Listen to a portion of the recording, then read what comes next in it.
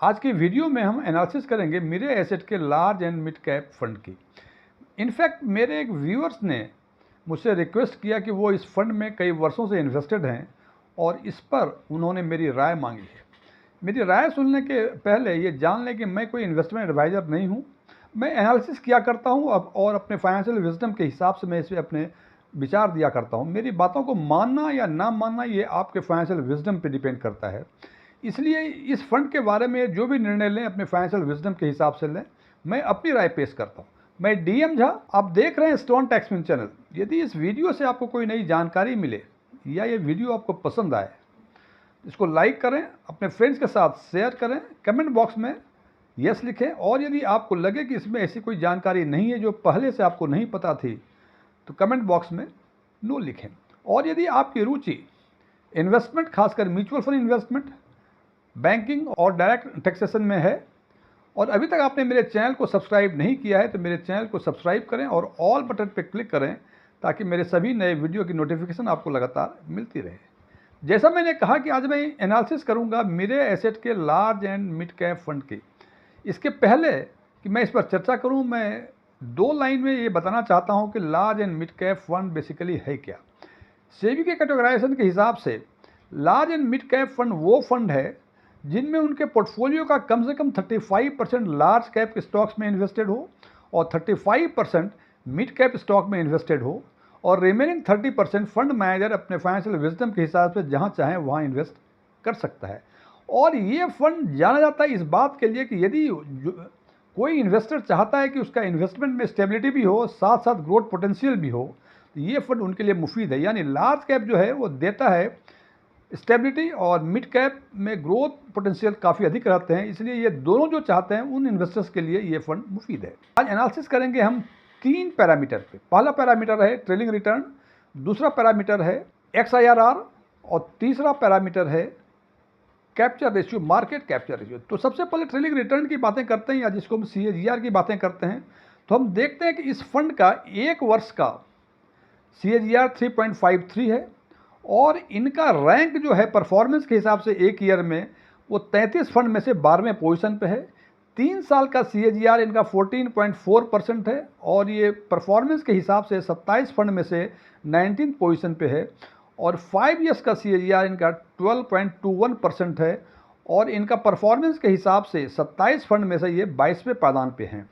और इसी पीरियड में यदि हम इस कैटेगरी का एवरेज और इसका बेंचमार्क पे यदि नज़र डालें तो हम देखते हैं कि एक साल में कैटेगरी एवरेज 1.75% है, इनका बेंचमार्क का रिटर्न 1.6% है। 3 वर्षों में कैटेगरी एवरेज 15.54% है और बेंचमार्क का रिटर्न 15.53% है। 5 वर्षों में कैटेगरी एवरेज 13.94% है और बेंचमार्क 14.64% है।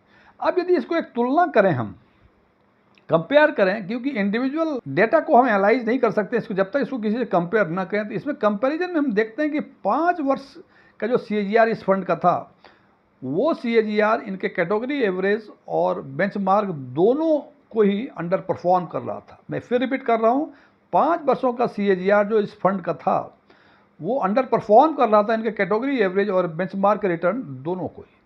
3 वर्षों का CAGR इनका 14.4% था जबकि कैटेगरी एवरेज 15.54 और बेंचमार्क का रिटर्न 15.53, यानी 3 वर्षों का भी जो CAGR था वो अंडर परफॉर्म कर रहा था कैटेगरी एवरेज और बेंचमार्क को। और यदि 1 वर्षों की तुलना करें तो यहाँ हम देखते हैं कि ये फंड जो है आउट परफॉर्म कर रहा है कैटेगरी एवरेज और बेंचमार्क दोनों को।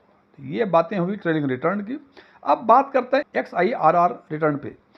एक वर्ष का XIRR इनका 18.52 है। इनका रैंक जो है 33 फंड में से 14वें पोजीशन पे है। 3 वर्षों का XIRR 8.69% है। ये अब 27 फंड में से 15वें पोजीशन पे है परफॉर्मेंस के लिहाज से और 5 वर्षों का XIRR 11.85% है। ये 27 फंड में से परफॉर्मेंस के हिसाब XIRR परफॉर्मेंस के हिसाब से 18th पोजीशन पे है। अब इसकी कैटेगरी एवरेज और इसका बेंचमार्क के परफॉर्मेंस की तुलना यदि इससे करें, सबसे पहले 5 वर्ष का देखते हैं कि 5 वर्ष में और कैटेगरी एवरेज 13.08 और बेंचमार्क का रिटर्न 13.3 था, यानी फंड अंडर परफॉर्म कर रहा था करंट कैटेगरी एवरेज और बेंचमार्क दोनों को ही 3 वर्षों का XIR इनका 8.69 था और करंट कैटेगरी एवरेज 9% और बेंचमार्क रिटर्न 8.63। तो यहाँ भी देखते हैं कि कैटेगरी एवरेज को ये अंडर परफॉर्म कर रहा, हालांकि आउट परफॉर्म बेंचमार्क से किया था, जस्ट टच किया था 8.63 के अगेंस्ट 8.69 था। और 1 वर्षों की तुलना यदि करें तो हम देखते हैं कि 8.52 ये कैटेगरी एवरेज और बेंचमार्क जो कि 8.48% और 7.07% है, दोनों को ही आउट परफॉर्म कर रहा है। तो हम ट्रेलिंग रिटर्न और XIRR यानी यूँ करें CAGR और XIRR के बेसिस पे देखते हैं कि 5 वर्ष और 3 वर्षों में ये अंडर परफॉर्म कर रहे थे दोनों को ही, चाहे वो बेंचमार्क हो या कैटेगरी एवरेज हो। लेकिन पिछले 1 वर्षों का परफॉर्मेंस जो है इन्होंने आउट परफॉर्म किया है कैटेगरी एवरेज और बेंचमार्क दोनों को ही। और यदि परफॉर्मेंस के हिसाब से यदि इनका रैंक देखें तो 5 वर्षों में 27 फंड थे, XIRR में 18 पोजीशन पे थे और CAGR में 22वां पोजीशन पे थे। 3 वर्षों में भी 27 फंड थे, XIRR के बेसिस पे ये 15वें पोजीशन पे था और CAGR के बेसिस पे 19 पोजीशन पे था। और 1 वर्ष में अचानक इसने छलांग मारा कि XIRR के बेसिस पे 33 फंड में से 14वें पोजीशन पर था और CAGR के बेसिस पे ये 33 फंड में से 12वें पोजीशन पे था। हम देखते हैं कि इनका परफॉर्मेंस भी पिछले 1 वर्षों में काफ़ी इंप्रूव किया है 5 वर्ष और 3 वर्ष की तुलना में, और परफॉर्मेंस का जो रैंकिंग है इनका वो भी काफ़ी इंप्रूव किया है। अब तीसरा पैरामीटर मार्केट कैप्चर रेशियो। जैसा आप जानते हैं कि मार्केट कैप्चर रेशियो का सिंपल मतलब है कि चूँकि इनका इन्वेस्टमेंट स्टॉक मार्केट में होता है तो स्टॉक मार्केट का अपवर्ड मूवमेंट भी होता है, डाउनवर्ड मूवमेंट भी होता है। तो कैप्चर रेशियो ये बताता है कि जब मार्केट अपवर्ड होता है तो इनका बेंचमार्क का जो परफॉर्मेंस है उसके कंपैरिजन में ये फंड कैसा परफॉर्म कर रहा है, और मार्केट जब डाउनवर्ड जाता है तो इनका बेंचमार्क का जो परफॉर्मेंस होता है डाउनवर्ड पोजीशन में, तो फंड इनके बेंचमार्क के कंपैरिजन में क्या परफॉर्मेंस देता है, इसी को कहते हैं कैप्चर रेशियो। और जैसा बताया कि ये अपवर्ड और डाउनवर्ड दोनों में ये जज करता है ये रेशियो। तो मार्केट कैप्चर रेशियो 2 तरह का, अप मार्केट कैप्चर रेशियो और डाउन मार्केट रेशियो। यदि सबसे पहले 3 वर्ष की बातें करते हैं तो हम देखते हैं कि अप कैप्चर रेशियो 98 था और डाउन कैप्चर रेशियो 1.04 था। सिंपल भाषा में यदि इसको ट्रांसलेट करें तो हम ये कह सकते हैं कि 3 वर्ष पहले इनका बेंचमार्क यदि 10% का परफॉर्मेंस देता था तो इस फंड का परफॉर्मेंस 9.8% होता था, यानी वो बीट नहीं करता था उसके बेंचमार्क को। और डाउन कैप्चर रेशियो में मार्केट यदि 10% नीचे जाता था, ये फंड 10.4% नीचे जाता था। तो हम देखते हैं कि अपवर्ड मूवमेंट में भी ये बीट नहीं करता था अपने बेंचमार्क को, और डाउनवर्ड मूवमेंट में भी अपने मार्केट को ये बीट नहीं करता था, इसलिए इनका कैप्चर रेशियो 0.94 है। और यदि इसी की तुलना हम 1 साल के कैप्चर रेशियो से करें तो हम देखते हैं कि 1 साल का अप कैप्चर रेशियो 105 है और डाउन कैप्चर रेशियो 98 है।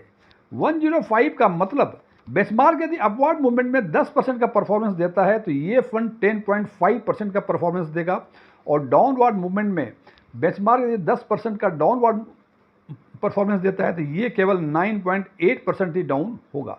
जनाब, ये दोनों ही चीज़ें पॉजिटिव जाता है कि अप कैप्चर रेशियो यदि 100 से अधिक है तो बेहतर है और डाउन कैप्चर रेशियो 100 से कम है तो बेहतर है। तो 1 साल में देखते हैं कि ये दोनों ही बेहतर थे, जबकि 3 साल में हम देखते हैं कि दोनों ही एडवर्स थे। अब इन तीनों पैरामीटर्स को यदि एक साथ हम देखना चाहें, हम कह सकते हैं कि ट्रेलिंग रिटर्न पिछले 1 वर्ष में काफ़ी इंप्रूव किया है, हालांकि 3 साल 5 साल में पोजीशन उतनी अच्छी नहीं थी।